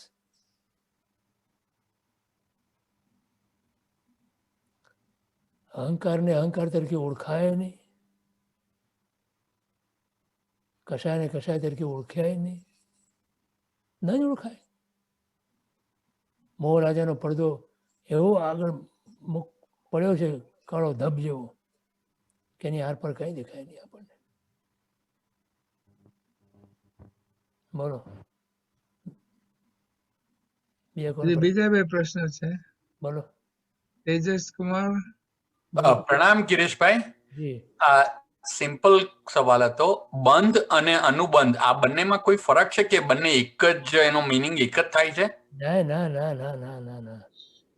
આ કોઈ પણ કર્મનો બંધ તો તમે ક્રિયા કંઈ પણ કરો એટલે બંધ પડે. ઓકે. પછી એમાં જે આશય ભળે એના પ્રમાણે અનુબંધ પડે. અનુનો અર્થ છે ની પાછળ, એટલે બંધની પાછળ બીજો જે બંધ પડે એને અનુબંધ કહેવાય. બંધની પાછળ પડતો બંધ એટલે અનુબંધ. જી. અને એ અનુબંધ આશયને અનુસરે. એટલે આપણા આત્માને જે ફાયદો થાય કે નુકસાન થતું એ વધારે અનુબંધથી થાય છે બંધ કરતા. Is that correct? કરેક્ટ. અચ્છા, ઓકે, થેન્ક યુ. હર્ષાબેન. પહેલામાં પહેલી આશય શુદ્ધિ કરો. ઓકે. પહેલામાં પહેલી વાત એ છે આશય શુદ્ધિ હોવી જોઈએ. ઓકે. અને આશય શુદ્ધિ માટે રાગ દ્વેષ અને અહંકાર શિથિલ થવા જોઈએ. એ વખત તમારો આશય શુદ્ધિ ના થાય. આપણો ભાવ પણ હંમેશા શુદ્ધ કરતા જવાનો. એટલે રાગ દ્વેષ અને અહંકારી ભાવ છે. બરાબર. Okay, thank you. બરાબર. હાજી. હર્ષાબેન બોલો બેન.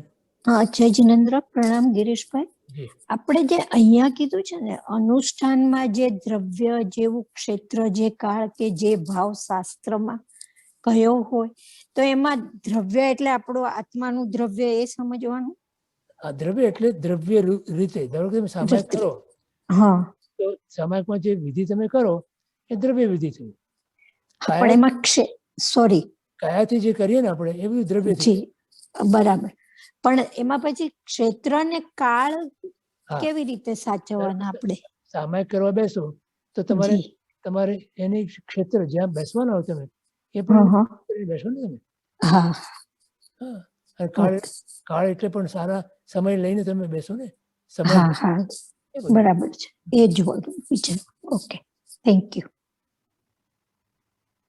પછી ધર્મેન્દ્રભાઈ, બોલો. પ્રણામ ગિરીશભાઈ, જય જિનેન્દ્ર. જી આમાં તાત્વિક વૈરાગ્યથી તાત્વિક રુચિ જાગે છે, તો અહીંયા આ જીવોને અપ્રશસ્ત કસાયરૂપ મોટો પ્રમાદ પડેલો છે. એ બેમાં મને કંઈક જરાક સમજ નહીં પડી. પહેલા આમ કે છે કે તાત્વિક વૈરાગ્યથી આવ જી તાત્વિક રુચિ, અહીંયા પછી એમ કે છે કે અપ્રશસ્ત કસાયરૂપ પ્રમાદ પડેલો છે. તો એ બેમાં હા, કારણ કે એ પ્રમાદ જે છે ને એ પ્રમાદ સાતમા ગુણસ્થાનકે જાય.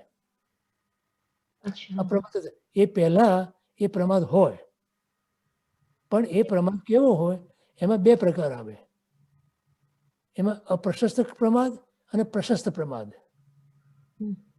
જે પ્રમાદની અંદર તમે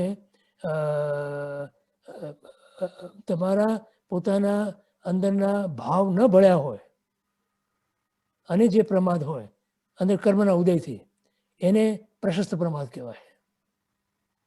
અને જેની અંદર તમારા ભાવ પડ્યા હોય એને અપ્રશસ્ત પ્રમાદ કહેવાય. પણ અહીંયા તો તાત્વિક વૈરાગ્યથી થયેલું છે, તો બરોબર પછી છે. એમાં અપ્રશસ્ત કેવી રીતે થાય? તાત્વિક વૈરાગ્ય ખરો, પણ કરવાની રુચિ નથી, એમાં પ્રમાદ છે ને. એટલે તાત્વિક વૈરાગ્ય તો બી આવી રીતે થઈ શકે. હા, ઓહ. એટલે એ તો કેટલી મહત્વની વાત છે આ. ઓહ. કે તમે આજે બધી રીતે તત્વ સમજ્યા અને છતાં તમે કરતા નથી, બરોબર. એ તમારો પ્રમાદ છે ને. હાજી હાજી, બરોબર. તમને કીધું કે આ કરવા જેવું છે અને તમે કરો અને છતાં તમે કરતા નથી, કોઈને કોઈ બહાનું કાઢો છો, એ પ્રમાદ કહેવાય. તો પછી આમાં વૈરાગ્ય તો કહેવાય જ નહીં ને. તો પછી આ વૈરાગ્ય ભલે રહ્યો, પણ કરવાની વાત આવે જ્યારે ત્યારે તમે પ્રમાદ કરો છો. અંદરથી વૈરાગ્ય ખરો, પણ તમને પુરુષાર્થ નથી ઉપાડવા દેતું. અચ્છા, ઓકે, પુરુષાર્થ નથી પડતો. પુરુષાર્થની અંદર તમને ઉપડવા નથી, એટલે વીર્યની ખામી છે ત્યાં, ઓકે. સમજણની ખામી નથી. અચ્છા અચ્છા અચ્છા અચ્છા, સમજણ પાકી છે, બરાબર. મારે કરવું છે આ, પણ થતું નથી મારાથી, એટલે ત્યાં જીવને પુરુષાર્થ મંદ પડે છે.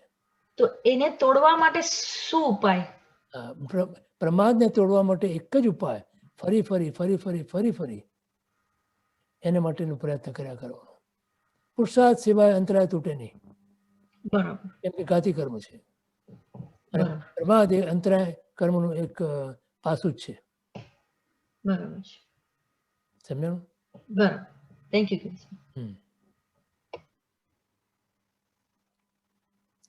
બરોબર. હાજી, હવે બધા પ્રશ્નો પૂરા થયા. ઘણી વખત જીવને સમજાય બધું, કરવું પણ છે, પણ કરી શકતો નથી, કેમ કે અંતરાય કર્મની અંદર એક એવું કર્મ ઊભું છે કે જે એને વીર્યને રોકે છે, પુરુષાર્થને રોકે છે, અને એ પ્રમાદથી રોકાય છે, અને એ વીર્યાંતરાય કર્મનો ઉદય છે, અને એ ઘાતી કર્મ હોવાને કારણે એ પુરુષાર્થ વગર તૂટે નહીં.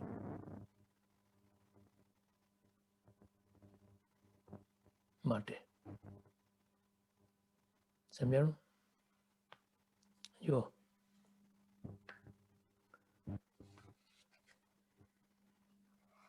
જો બીજો એક પ્રશ્ન આવ્યો છે ગિરીશભાઈ. હાજી બોલો એટલે નવીનભાઈ. આને લગતો રેખાબેન જે વાત કરતા હતા ને એ પ્રમાણ પુરુષાર્થ વગર તૂટે નહીં. એટલે આપણે જો સમર્પણ હોઈએ કે જ્યાં પ્રભુની ઈચ્છાની કિંમત મારી ઈચ્છા કરતા ઘણી વિશેષ છે, તો હું મારી ઈચ્છાને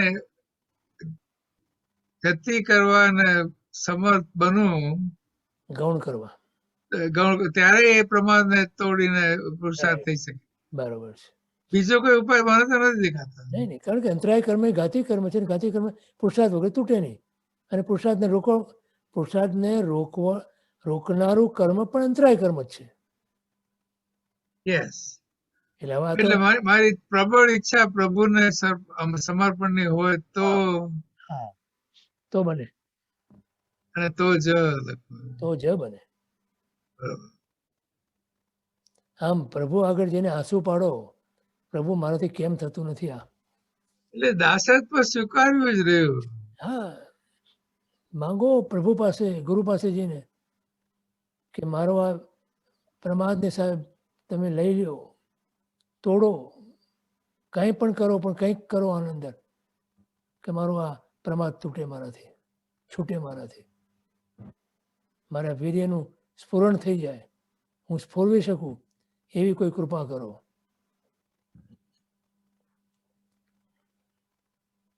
તો થાય. કાકલુદી કરો, આજીજી કરો, વિનંતી કરો, આંખમાંથી આંસુ પાડો, હૃદયને વલોવી નાખો. પણ એ તો એમ જ કહેવાના કે તું બધું શાસ્ત્રોક્ત કર, ગુરુની આજ્ઞાએ કર, તારી ઈચ્છાએ ન કર. હા, અને એ એટલું કરવાની ત્યારે તારો પાકો નિર્ણય હોવો જોઈએ. બસ મૂળમાં તો આપણને રુચિ હજી જાગી નથી. નહીં તો શું તમારે દુનિયામાં તમે જે કંઈક કર્યું છે અત્યાર સુધી, જે સફળતા મેળવી છે, એમાં તમારી આ જે સંસાર પ્રત્યેની જે રુચિ હતી એ નિમિત્તે બની છે. યસ, સફળતા મળી છે તમારા કર્મના ઉદયની કારણે, પણ નિમિત્ત બની છે તમારી આ રુચિ. હવે એવી રુચિ અહીંયા જગવવાની આપણી પાસે તૈયારી નથી. થાય તો કરીએ, થાય એટલું કરીએ છીએ, શું કરીએ, નથી થતું, બહુ પ્રયત્ન કરું છું પણ તોય નથી થતું. આ બધા બહાના જીવ કર્યા જ કરે છે. સાહેબ બહુ બહુ મહેનત કરું છું પણ નથી થતું મારાથી, નથી થતું મારાથી. પછી સાહેબ એ કંટાળે કે જા જેટલું થાય એટલું કર, તારું તો ભવિતવ્ય આવું જ છે, તારા ભવિતવ્ય પ્રમાણે તારું પુરુષાર્થ પડવાનો છે. ત્યાં પન્યાજી મહારાજ કહે છે એ પ્રમાણે તમારે ભવિતવ્યતા ઉપર છોડી જ દેવું પડે.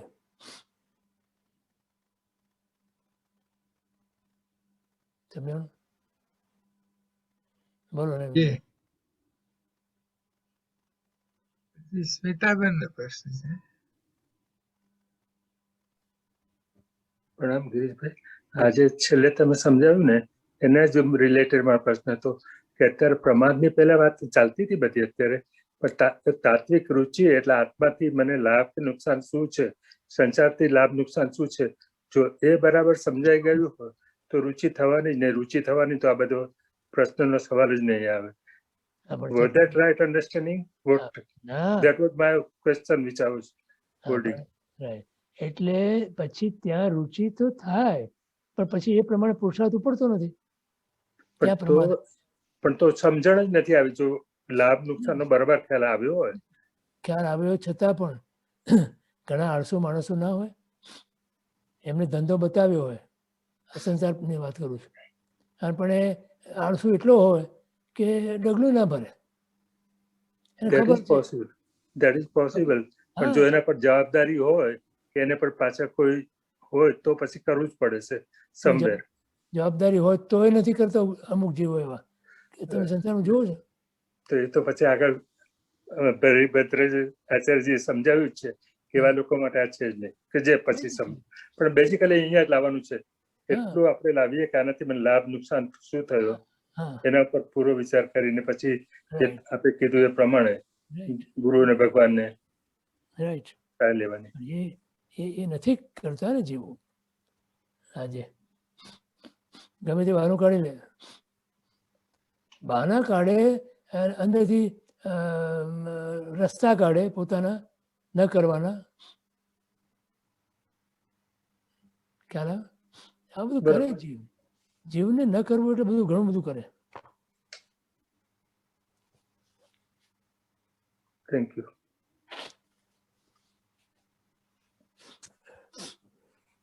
પ્રશ્ન બધા પૂરા થયા લાગે છે. તો તાત્વિક રુચિવાળાનું આવું વિકલ અનુષ્ઠાન એ ઈચ્છાયોગ કહેવાય છે. તેમાં રુચિ અને વિવેકની પ્રધાનતા છે. આ જીવોને પ્રણિધાન આશય હોય છે. ધર્મની ઈચ્છા તેમને સંસારના વિષય કષાય સાથે સતત સંઘર્ષ કરાવે છે. જો ધીસ ઇઝ વોટ, અને એ સંઘર્ષમાં મોટા ભાગે જીવો હારી જાય છે અને વિષય કષાય જીતી જાય છે, કેમ કે અનાદિકાળના સંસ્કાર એના પડ્યા છે માટે. હવે એને ન જીતાડો હોય વિષય કશાયને, તો તમારે કેટલી જાગૃતિ રાખવી પડે. તો ત્યાં પછી તમારે આગળનો જે શાસ્ત્ર યોગ છે એનો આધાર લેવો પડે. ખ્યાલ આવે? હવે આવે છે શાસ્ત્ર યોગ.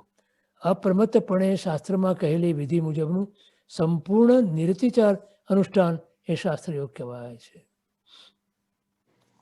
આ અભવ્ય જીવને પણ હોય, બોલો, ખાલી એનો આશય જુદો હોય. ક્રિયામાં, અનુષ્ઠાનની ક્રિયામાં એ નિરતિચારપણે કરી શકે અને કરે છે, પણ એનો આશય જુદો છે, માટે પામતો નથી. આ યોગમાં જીવો પ્રણિધાન આશયથી આગળ વધીને પ્રવૃત્તિ આદિ આશયમાં હોય છે. કેમ કે પ્રમાદ ગયો એટલે પ્રવૃત્તિ આવી. પ્રવૃત્તિને રોકનાર પ્રમાદ છે. અપ્રશસ્ત કષાયનો સંપૂર્ણપણે ત્યાગ કરીને એકમાત્ર પ્રશસ્ત કષાય પૂર્વક જ તેઓ સઘળી પ્રવૃત્તિ કરે છે. આથી તેઓ સતત પુણ્યાનુબંધી પુણ્યનો બંધ. અહીંયા જો અનુબંધ કેનો પડ્યો? આશય બદલાણો, અનુબંધ પણ બદલાયો. અને સકામ નિર્જરા કરતા હોય છે. હવે એની જે નિર્જરા થાય એના ધર્માનુષ્ઠાનથી એ હવે સકામ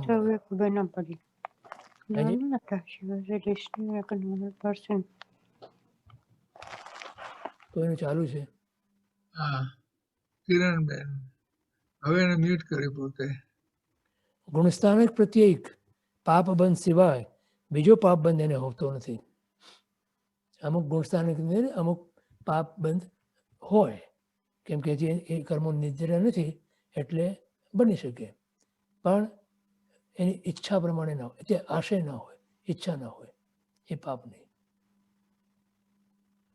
જો આ યોગમાં પરિણતિની પ્રધાનતા હોય છે. એટલે જે કંઈ કરે એનું પરિણામ એને અનુરૂપ આવે.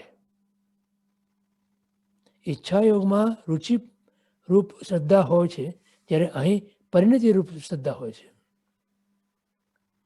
એટલે શ્રદ્ધાનું પરિણમન દેખાય છે. અહીંયા કોઈ પણ ક્રિયા કરે એનું પરિણમન એ ક્રિયાને માંથી જેવું આવવાનું હોય એવું આવે, એનું નામ એની પરિણતિ કહેવાય. પરિણતિ એટલે અનુભૂતિ. અહીંયા વૃત્તિના પરિણામોની અનુભૂતિ હોય છે આ જીવોને. ધારો કે ત્યાગ કર્યો છે તો ત્યાગનું પરિણામ એના આત્મામાં આવે ને આવે છે, અને એ અનુભૂતિ રૂપ હોય. એટલે એટલા પ્રમાણમાં એની અનુભૂતિ હોય. જેટલો ત્યાગ એટલા પ્રમાણમાં એની અનુભૂતિ. ચોથા ગુણસ્થાને કે આવી પરિણતિ આંશિક હોઈ શકે છે, પણ સંપૂર્ણ હોય તેની જ શાસ્ત્રમાં વિવક્ષા કરવામાં આવે છે. ચોથા ગુણસ્થાનકમાં પૂરી નથી હોતી, હોય છે 7મા ગુણસ્થાનકમાં. તેથી 5મા ગુણસ્થાનકથી જ આ શાસ્ત્ર યોગની વિવક્ષા કરવામાં આવી છે. ચોથા ગુણસ્થાનક સુધી ઈચ્છા યોગ ગણ્યો છે.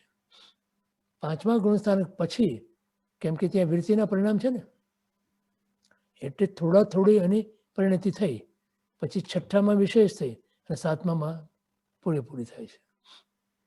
જો આ યોગમાં રહેલા ગ્રહસ્થો કે સાધુનું અનુષ્ઠાન નિરતિચાર હોય છે. એક પણ અતિચાર ન લાગે એવી જાગૃતિ હોય છે. અને નિરતિચાર અનુષ્ઠાન એ ઉત્સર્ગ અપવાદ ઉભયરૂપ હોય છે. એટલે કે જે કંઈ નિયમ હોય એ નિયમ અને અપવાદ એ બંનેનું એને સભાનપણે એ અનુષ્ઠાનમાં જાગૃતિ હોય. તેમાં અનુષ્ઠાન યથાશક્તિ કરવાનું હોય છે. એટલે શક્તિને ગોપવવાની નહીં, તેમ શક્તિથી ઉપરવટ પણ નહીં કરવાનું. એટલે મન વચન કાયાની શક્તિનો અભાવ હોય તો પ્રશસ્ત આલંબને અપવાદનું સેવન કરવામાં આવે તો પણ તે નિરતિચારમાં જ ગણાય છે. એટલે ઘણી વખત એવું બને કે કદાચ એની શક્તિ ન હોય પણ છતાં એની જાગૃતિ એવી હોય કે એમાં અતિચાર ન લગાડે, અને એવું અનુષ્ઠાન એના માટે એ બને છે. ત્યાં નિષ્કારણ તો મનથી પણ અતિક્રમ, વ્યતિક્રમ વગેરે લગાડવાથી અનુષ્ઠાન સાતિચાર બની જાય છે. કોઈ કારણ ન હોવા છતાં મનથી, કાયાથી અને વચનથી ના હોય પણ મનથી કદાચ બની શકે અતિચાર લગી જાય, પણ છતાં એને નિરતિચાર કહેવામાં આવે છે. આ યોગમાં રહેલા જીવો નિષ્કારણ ઊંઘે નહીં, ભોજન કરે નહીં કે હલનચલન આદિ કોઈ પણ પ્રવૃત્તિ કરે જ નહીં. કારણ વગર ના કરે. શરીરને થાક લાગ્યો હોય તો થાકને દૂર કરવા માટે થોડીક આરામ કરી લે. ભોજન કરવાની જરૂર પડે એવું લાગે તો એ ભોજન થોડુંક કરી લે. હલનચલન કરવાની જરૂર પડે તો હલનચલન કરી લે. તમે કહ્યું ચાર પ્રકારે મુનિને કીધું છે: આહાર, વિહાર, નિહાર અને દેવદર્શન. આ 4 સિવાય મુનિનું હલનચલન ના હોય.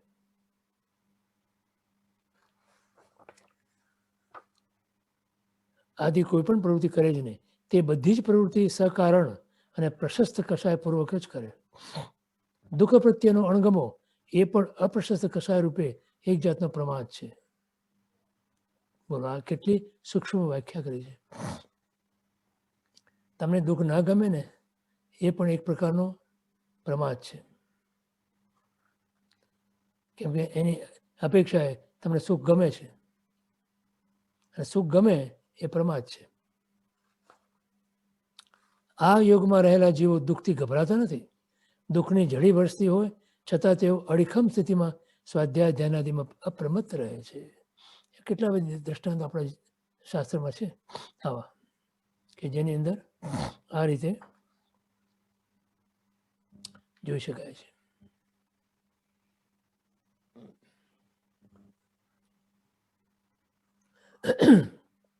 આ યોગમાં સંપૂર્ણ શાસ્ત્રાનુસારી વિધિપૂર્વકનું અનુષ્ઠાન હોય છે. એટલે ગુરુની આજ્ઞાને આધીન થઈને વર્તે છે પૂર્ણપણે. તે માટે ઉત્સર્ગ અપવાદ, નિશ્ચય વ્યવહાર આદિ શાસ્ત્રોનો ઊંડો બોધ જરૂરી છે. અહીંયા બોધ એટલે એનું ઊંડું જ્ઞાન, પરિણિત જ્ઞાન, પરિણામ પામેલું જ્ઞાન. અને શાસ્ત્રના ઐદંપર્યને સમજવા માટે તીવ્ર પટુબુદ્ધિ જરૂરી છે. ઐદંપર્ય એટલે એનું અંદરનું હાર્દ, શું કહેવા માંગે છે અને મારા આત્માને એનાથી કઈ જાતનો લાભ કે નુકસાન થાય એ જાણવું, એને ઐદંપર્ય જ્ઞાન કહેવાય. અને એના માટે તમારે તીવ્ર અને પટુ એટલે ચાલાક બુદ્ધિ જોઈએ, કે જેનાથી તમે સમજી શકો કારણ કે શાસ્ત્ર ગંભીર હોય છે અને એના અર્થો વિવિધ પ્રકારના હોય છે અને શાસ્ત્રના અર્થો સીધે સીધા નથી સમજાવવાના. શાસ્ત્રના અર્થને સમજવા માટે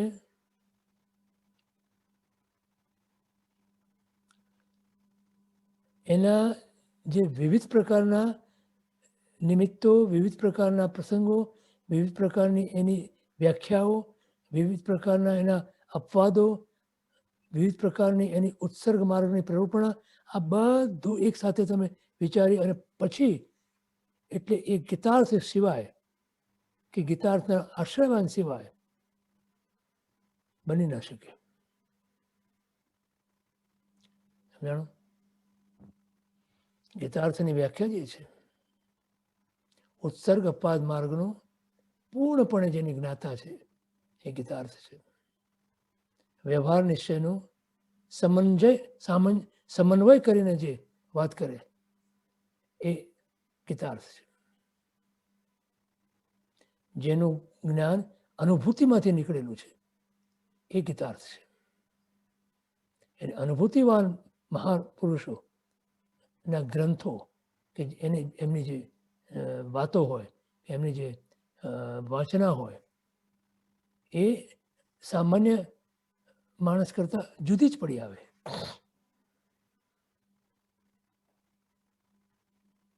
તમે દેવચંદ્રી મહારાજ સાહેબના કથનો જુઓ તમે તો તમને ખ્યાલ આવે, તમે જો સમજાય તો. કેવળ જ્ઞાનને કિનારે બેઠેલા એવા દેવચંદ્રજી મહારાજ જ્યારે તત્વની વાત કરે ત્યારે એને સમજવી ઘણી અઘરી પડે. આજે પણ સાહેબજીએ જ્યારે કરાપુરશ્રી મહારાજ સાહેબને સાથે વાત કરતા અને પૂછ્યું ત્યારે એમણે એ જ કીધું કે તમે 424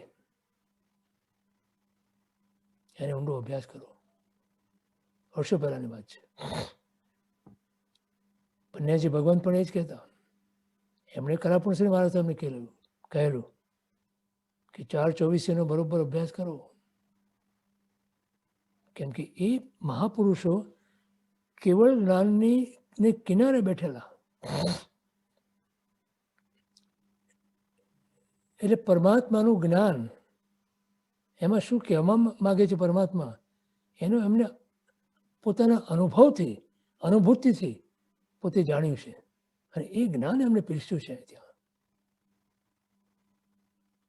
એટલે સામાન્ય માણસો માટે સમજવું બહુ અઘરું છે. ગુજરાતી ભાષામાં હોય એટલે ગુજરાતી શબ્દોના અર્થ તમે કરી શકો, પણ એમાં જે ગહન અર્થ હોય એ તો એટલા ઊંડા ઉતરેલા આપણે હોઈએ, આપણામાં પણ એવું આત્મજ્ઞાન હોય ત્યારે આપણે આને સમજી શકીએ. એ તો સમજી પણ ના શકીએ આપણે. અને આ બધા મહાપુરુષોએ એ રીતે એને સમજ્યું છે.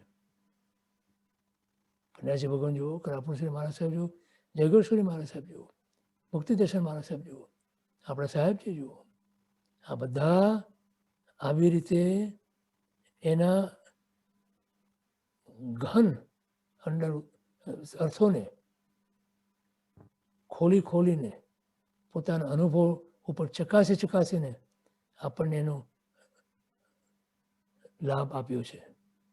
આપણે એમના અત્યંત ઋણી છીએ. એક એક શબ્દ, એક એક વાક્ય, એક એક પદ ની અંદર કેટલો ગુઢાર્થ રહેલો છે.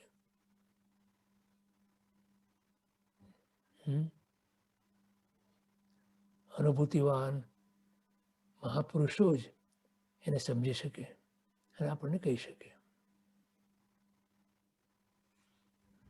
જો શું કહે છે?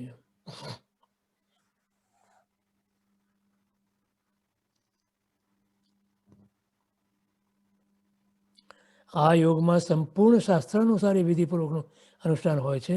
તે માટે ઉત્સર્ગ અપવાદ, નિશ્ચય, વ્યવહાર આદિ શાસ્ત્રનો ઊંડો બોધ જરૂરી છે અને શાસ્ત્રના ઐદંપર્યને સમજવા માટે તીવ્ર પટુબુદ્ધિ જરૂરી છે. કારણ કે શાસ્ત્ર ગંભીર હોય છે.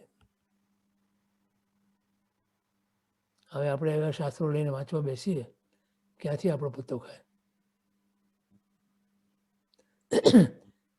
તો ગુરુના ચરણે બેસીને જ સમજવું પડે આપણે. આ માર્ગાનુસારી ક્ષપક્ષમ ન હોય તો તેનું ઐંદંપર્ય સમજી શકાતું નથી. એટલે તમારો મોહનીયનો ક્ષપક્ષમ અને જ્ઞાનાવરણીનો ક્ષપક્ષમ એવો જબરજસ્ત હોવો જોઈએ ત્યાં. અને પરમાત્મા અને સદગુરુ પ્રત્યે 100% 100% સમર્પણ હોવું જોઈએ તમને. તો એ શું કહેવા માંગે છે એ તમારે પલ્લે પડે, તમને કંઈક સમજાય. તે ના સમજાય તમને. આપણી બુદ્ધિથી એનો સમજવા જઈએ ને આપણે ઘણી થાપ ખાઈ જઈએ.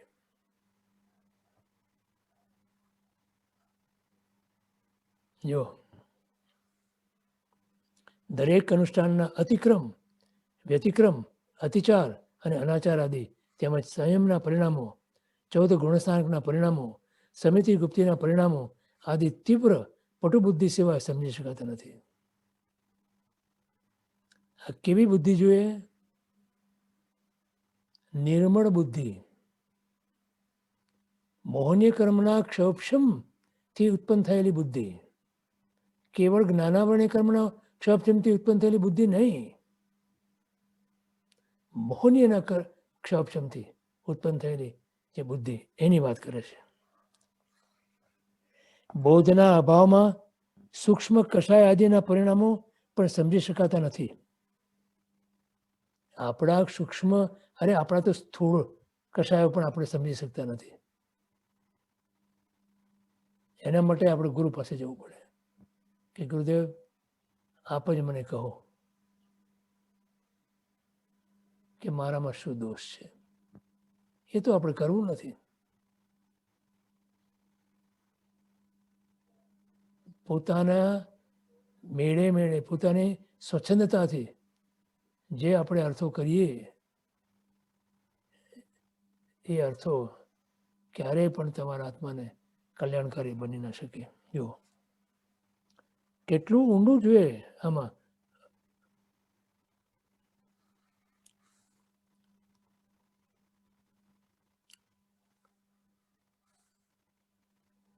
બોધના અભાવમાં સૂક્ષ્મ કષાય આદિના પરિણામો પણ સમજી શકાતા નથી. માટે આ યોગમાં જીવને શાસ્ત્રોનો ઊંડો બોધ, તીવ્ર પટુબુદ્ધિ અને માર્ગાનુસારી ક્ષપક્ષમની આવશ્યકતા રહે છે. પૂર્ણપણે પરમાત્માના માર્ગને અનુસરતો હોય જીવ. એમાં એક પણ અપવાદ જીવ પોતાની બુદ્ધિથી લાવે નહીં, પોતાના પ્રમાદથી લાવે નહીં.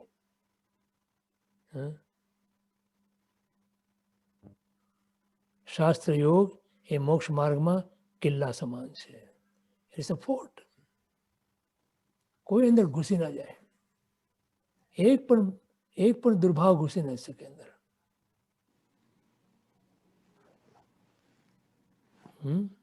હવે પછી આવે છે સામર્થ્ય યોગ. સમજાય વાત? ઘણું ઊંડું સમજવાનું છે પણ. રાઈટ.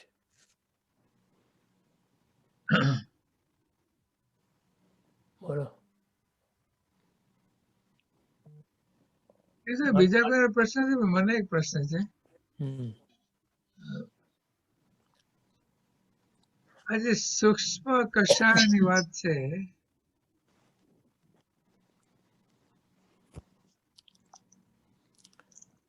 સૂક્ષ્મ કષાય એટલે કર્મના ઉદયજન્ય કષાયો.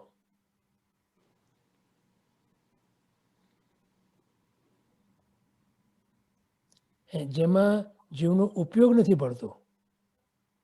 શું ખોટું મેં કર્યું? મેં કઈ જ ખોટું કર્યું નથી એવું મને લાગતું હતું. મેં કઈ બી કર્યું.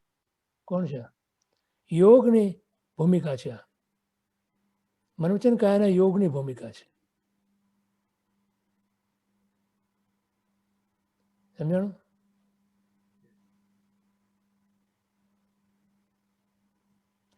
સૂક્ષ્મ કષાય એટલે જે તમને તો જણાવે જ નહીં, આપણને તો જણાય જ નહીં, કેમ કે એક કર્મ ઉદય જનિત છે અને મનુષ્યને કારણે યોગોનું એમાં કંઈ યોગદાન નથી. એટલે ગુણસ્થાનકની પરિપાટીની અંદર જે કશાયો ઉદયમાં આવી શકે એ આવે છે.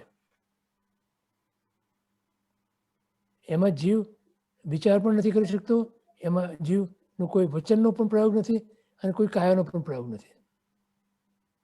એટલે અહીંયા કયા બોધની વાત છે જેથી સમજાય? હા, બોધના અભાવમાં ન સમજાય. એ સૂક્ષ્મ આ બોધ સૂક્ષ્મ બોધ જેને પરિણામ પામ્યો છે એની વાત છે. સૂક્ષ્મ બોધ સહિતની આ વાત છે. એટલે જ્ઞાનાવરણી કર્મની સાથે સાથે મૌનીયનો ક્ષપક્ષમ જબરજસ્ત થયો છે. એ જીવને આ સૂક્ષ્મ બોધ સમજાય. સૂક્ષ્મ બોધ સમજવો એ મૌન્ય કર્મનો ક્ષપક્ષમ માગે છે. એટલે પાછું ત્યાં જ આવી ગયા કે સંસારમાં કોઈ રસ નહીં, સુખમાં સંસાર રસ નહીં, સાતામાં રસ નહીં. સંસારની અસારતાનો એવો બોધ કે જેના પરિણામે આ મૌનીનો ક્ષપક્ષમ જબરજસ્ત થયો હોય. બરોબર. મૌનીની સ્થિતિ જ્યારે અંતક કોડાકોડી રહે ને, અંતક કોડાકોડી, ત્યારે જીવને કંઈક એ દિશા સૂઝે છે. પણ પછી એની પલ્યોપમના હિસાબે સ્થિતિ કપાતી જાય, કપાતી જાય, કપાતી જાય અને એવી ક્ષીણ બની જાય કે ત્યારે જબરજસ્ત ઉઘાડ થાય આત્માની અંદર અને સાથે સાથે જ્ઞાનાવરણીનો ક્ષપક્ષમ ભળે. એટલે બોધની સમજણ આવે. સમજણ આવે અને અનુભવ સાથે છે પાછું, કેમ કે ચારિત્ર્ય મૌનનો તો ક્ષપક્ષમ જબરજસ્ત કર્યો છે એટલે અનુભવ છે. એટલે પોતાના અનુભવની સાથે ચકાસ્યા કરે છે આ ક્ષપક્ષમને, એની સાથે મેળવ્યા જ કરે છે. એના કારણે એનો બોધ તીવ્ર બને છે, એની સમજણ તીવ્ર બને છે. એમ એવી એક ભૂમિકા આવે કે જેની અંદર આ સામર્થ્ય પ્રાપ્ત થાય છે. સમજાણું? જે સામર્થ્ય પ્રાપ્ત થાય છે ને એ મૌનીયના ક્ષપક્ષમની તીવ્રતાથી પ્રાપ્ત થાય છે. પણ શાસ્ત્રીયમાં પણ એ કહ્યું કે બોધના અભાવમાં સૂક્ષ્મ કષાય આદિ પરિણામો પણ સમજી શકાતા નથી. એટલે બોધનું પરિણામન જે છે એ મૌનીના ક્ષપક્ષમને આધારિત છે. બરોબર. એટલે સમજણ પૂર્વક નો વૈરાગ્ય. સમજણ એ જ્ઞાનાવરણી કર્મનું ક્ષપક્ષમ છે, પણ પરિણમનની અંદર એની જે ભૂમિકા તૈયાર થાય છે એ મૌનીના ક્ષપક્ષમથી. બરોબર. મૌનીનો તીવ્ર ક્ષપક્ષમ હોય ત્યારે એની ભૂમિકા તૈયાર થાય છે. આપણે તો માત્ર એની વાતો સાંભળવાની છે અને વાંચવાની છે. આપણે તો હજી સંસારમાંથી રસ તોડવાનો છે અને ભગવાનની વાતને ગમાડવાની છે.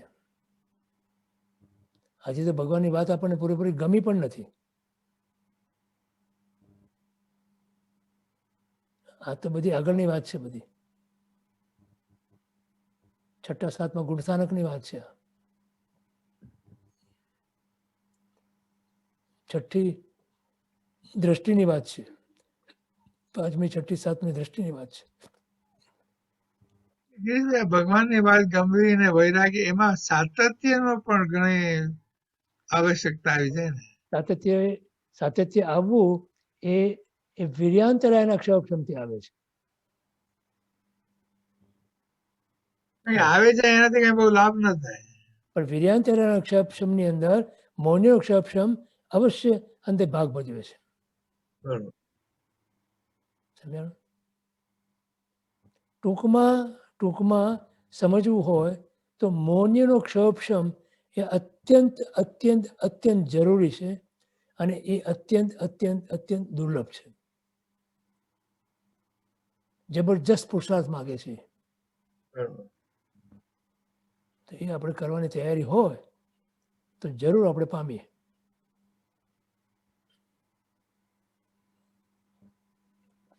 બરોબર, હાજી. રાખીએ આટલું. કામ થઈ ગયું છે ને?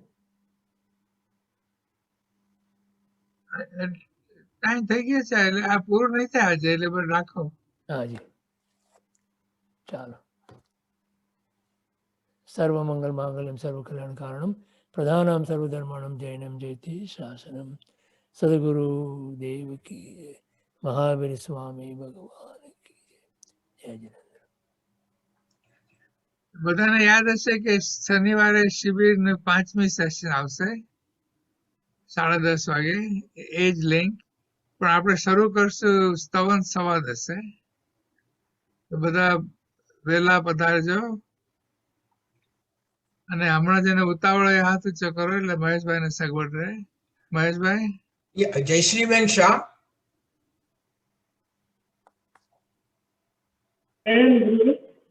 જય જિનેન્દ્રબેન, જય જિનેન્દ્ર. હા, આજે તો ગહન એટલું ગહન જાણવા મળ્યું, એટલું સરસ, ખૂબ આનંદ આવ્યો. આમ દરેક પ્રશ્ન હતા જેનું નિરાકરણ આજે પ્રમાદનું તો બહુ એ જ મને એમ થતું કે પ્રમાદ તેમાં પુરુષાર્થ જ જરૂરી છે. ખૂબ બરોબર, બરોબર. જય જિનેન્દ્રબેન. તેજસભાઈ મહેતા. પ્રણામ ગિરીશભાઈ, પગે લાગુ છું, શાતા પૂછું છું. જય જિનેન્દ્રબેન. ને આશીર્વાદ માંગુ છું તમારા. જય, જરૂર. Thank you. ઈલાબેન. જય જિનેન્દ્ર ઈલા. જય જિનેન્દ્ર ગિરીશભાઈ, પગે લાગુ છું, જય જિનેન્દ્ર. તાતા પૂછું છું. હાજી.